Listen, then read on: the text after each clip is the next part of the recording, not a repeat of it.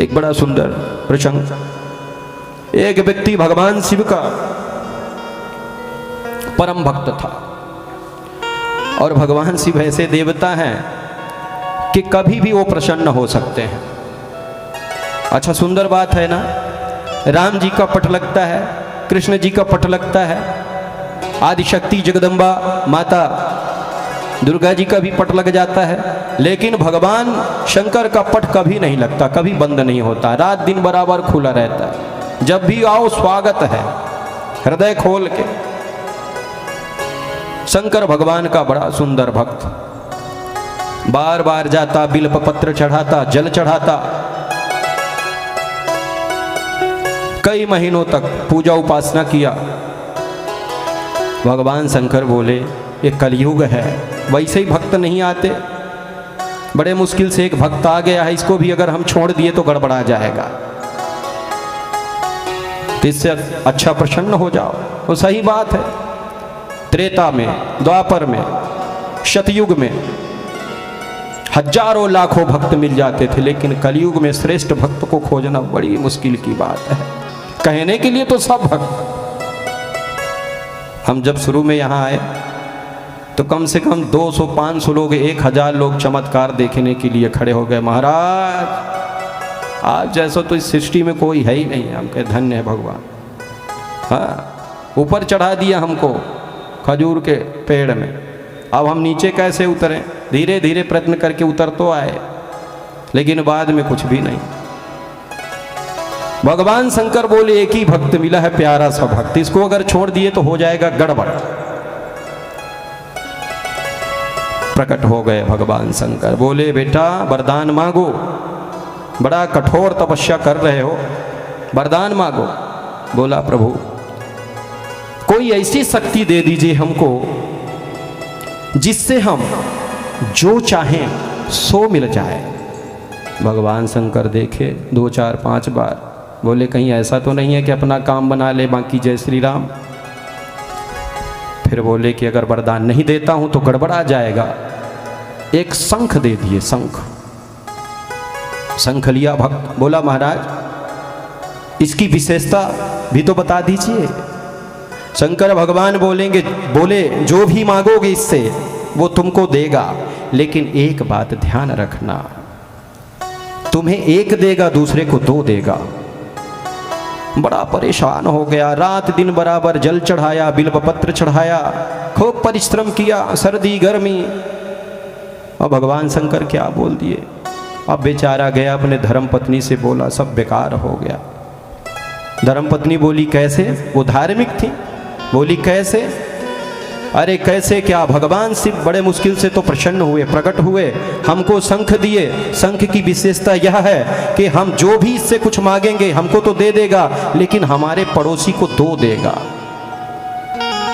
तो पत्नी बोली, सत्संगी थी, साधक थी, बोली कोई बात नहीं, अपना भी कल्याण हो दूसरे का भी कल्याण हो।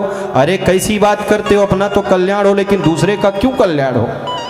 परिश्रम हम करें, टेंट हम लगवाएं, साउंड हम लगवाएं, कल्याण दूसरे को है?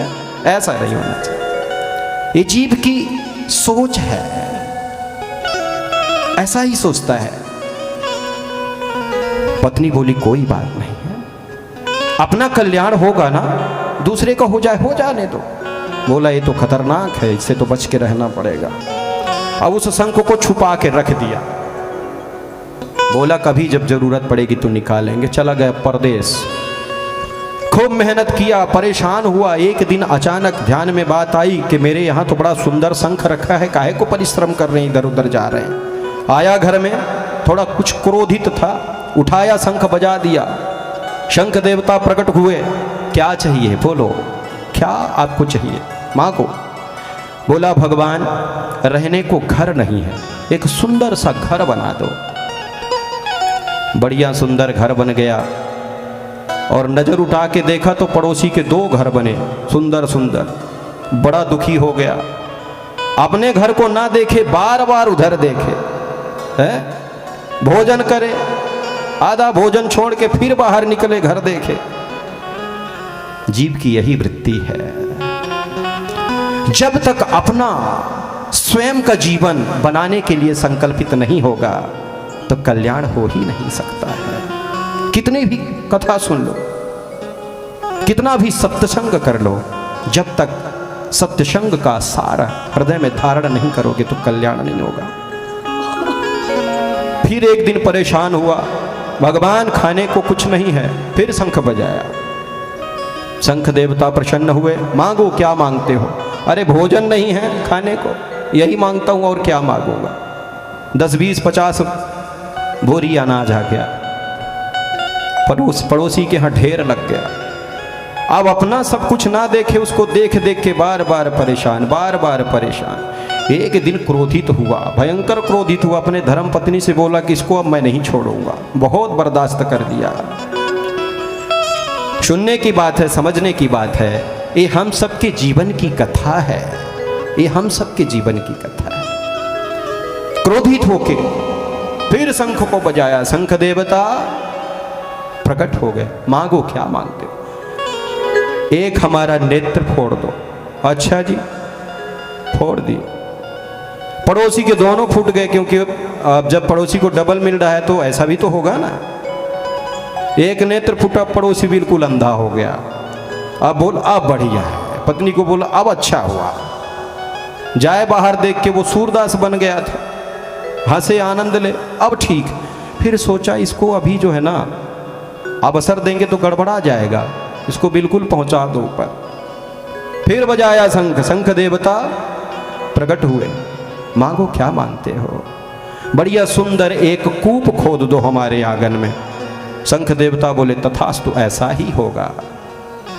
सुंदर कूप खोद गया। अब पड़ोसी के यहाँ, इसके यहाँ एक, पड़ोसी के यहाँ 2। पड़ोसी बेचारा गिरा, जय सीताराम हो गया, सब कुछ चला गया। बड़ा प्रसन्न हुआ, अच्छा हुआ कंटक कटा। अगर यही धारणा जीव की रहेगी, ऐसी ही सोच रहेगी, तो जीवन में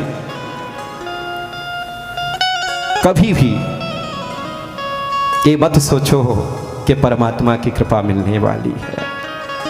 मूलतः स्वरूप को जानने के लिए सत्संग की आवश्यकता है। ऐसा तब होता है, ऐसी मति तब होती है, ऐसी वृत्ति तब होती है, ऐसी बुद्धि तब होती है जब जीव सत्संग के बजाय सत्संग करता है, यानी कुसंग करता है। कुसंग से वृत्ति, मति दूषित हो जाती है। इसलिए संतों का संग करो।